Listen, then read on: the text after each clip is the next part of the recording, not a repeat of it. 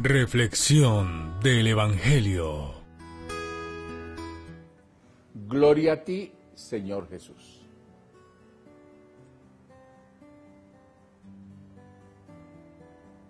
Tengo que decir que hoy, al leer, al meditar este texto, me sorprende un giro que Jesús utiliza. Tal vez nunca como hoy me detuve ante esas palabras específicas. Jesús dijo a sus discípulos: métanse bien en los oídos estas palabras. No es lo que él dice, por ejemplo, cuando nos enseña a orar el Padre Nuestro. Allá dice, cuando vayáis a orar, decid, punto. No es lo mismo que él dice cuando nos va a hablar de las bienaventuranzas, el camino de la felicidad, el camino de la existencia cristiana, el camino del encuentro con Dios Salvador, que nos da la plenitud, la felicidad. Lo dice justo ahora. Métanse bien en los oídos estas palabras. Eso a veces se lo dicen a uno en la casa, o algún formador de uno, un maestro querido. Métase esto en las orejas, métaselo en el oído, es decir, que esto le taladre por dentro, porque esto es algo muy, muy importante, es fundamental. Es decir, esto no puede dejarlo pasar usted de largo, esto es algo central en la vida. Y lo que les dice a los discípulos es algo terrible. Les dice: el Hijo del Hombre va a ser entregado en manos de los hombres. Es decir, voy hacia lo que humanamente es un fracaso. Voy a ser entregado. Ni siquiera dice me voy a entregar, porque me voy a entregar hay un heroísmo. Entonces uno diría, estoy siguiendo a un héroe que se va a entregar.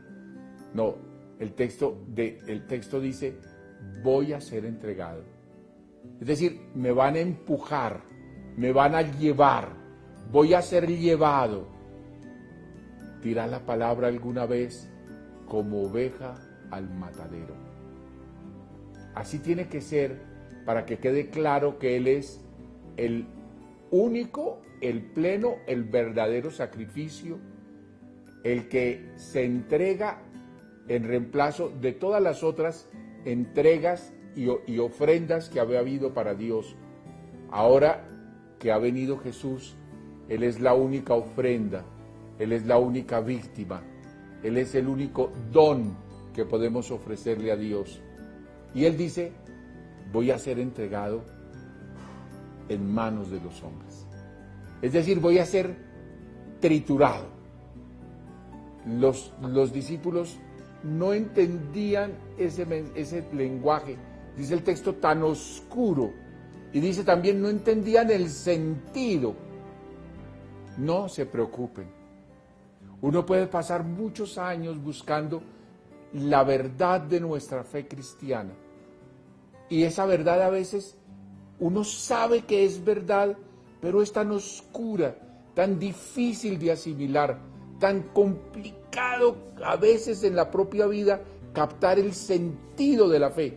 No se angustien, no le está pasando solo a usted, a estos discípulos que conocieron a Jesús en persona, ahí les fue difícil entender que Él se iba a entregar, porque solo así iba a hacer brillar en la historia y en la vida de los hombres como el sol que es la verdad del amor de Dios, la verdad del pleno amor, que lo lleva hasta entregar la vida por nosotros. Para eso vino, para revelarnos cuánto nos ama Dios. Y Dios nos ama un abismo infinito.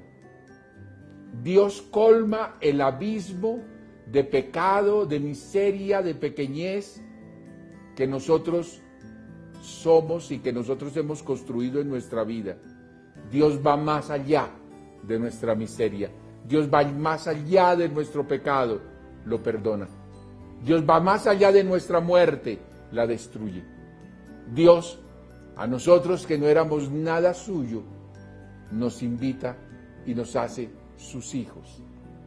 Y perdona nuestros pecados, y sana nuestras heridas, y nos acoge, y nos levanta de nuestra miseria, y nos enriquece con el don de su vida y de su amor.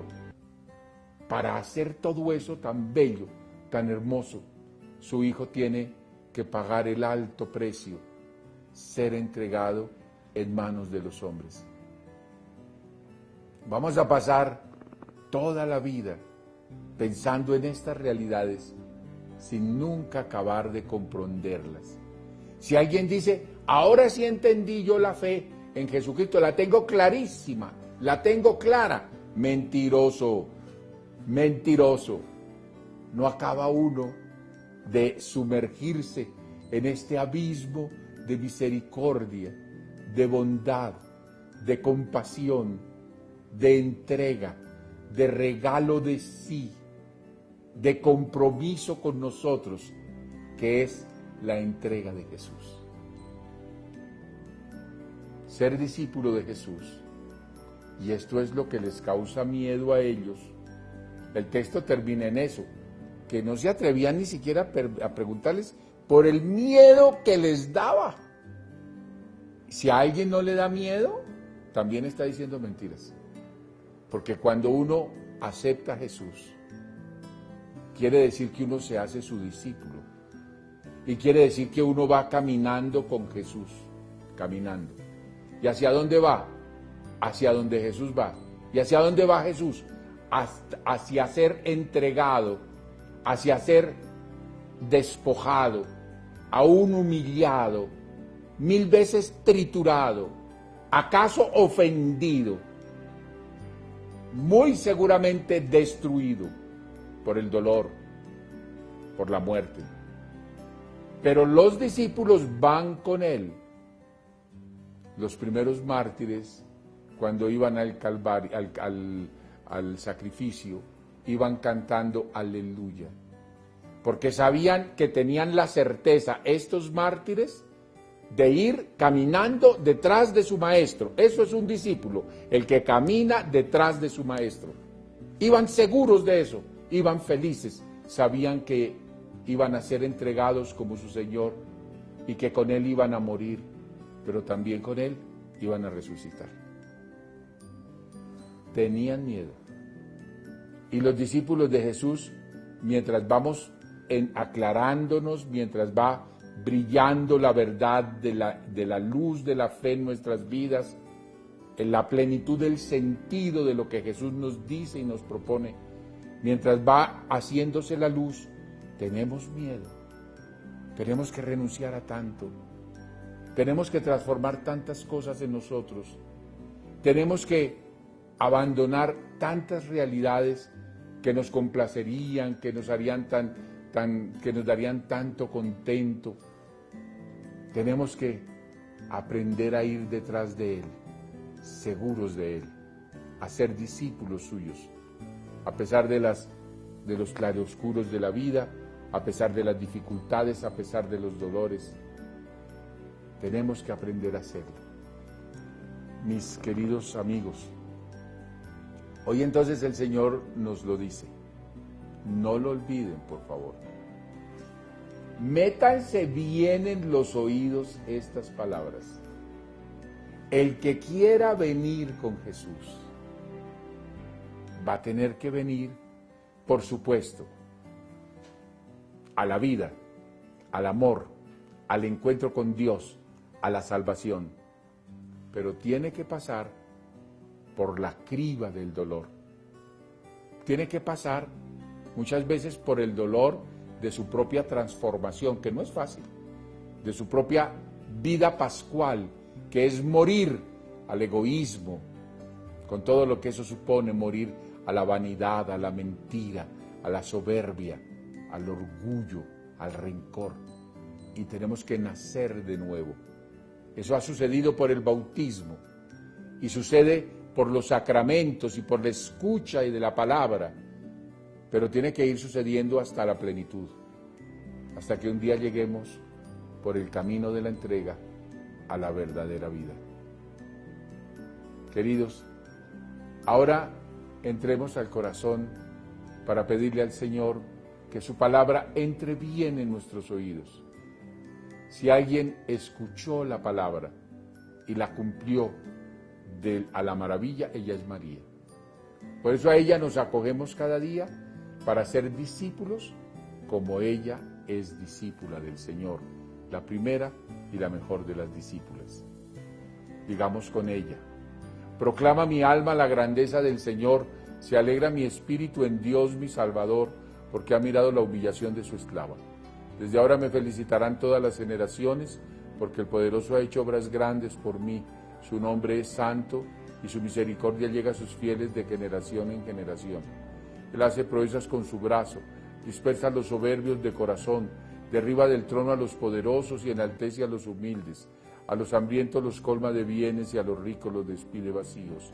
Auxilia a Israel su siervo, acordándose de su misericordia, como lo había prometido a nuestros padres en favor de Abraham y su descendencia por siempre. Amén. Ahora, queridos, pidamos la bendición de la Trinidad Santa, del Padre, fuente y manantial, del que hemos recibido al Hijo que nos lo ha recibido y que nos lo ha revelado. Y con el Padre y el Hijo recibimos el don del Espíritu, que es el vínculo de amor que hay entre el Padre y el Hijo. Pidamos pues que la Trinidad Santa habite en nosotros, que nosotros caminemos con la esperanza de un día habitar plenamente en el corazón de esta Santa Trinidad. Que nos bendiga Dios misericordioso, Padre, Hijo y Espíritu Santo. Amén. Felicidades.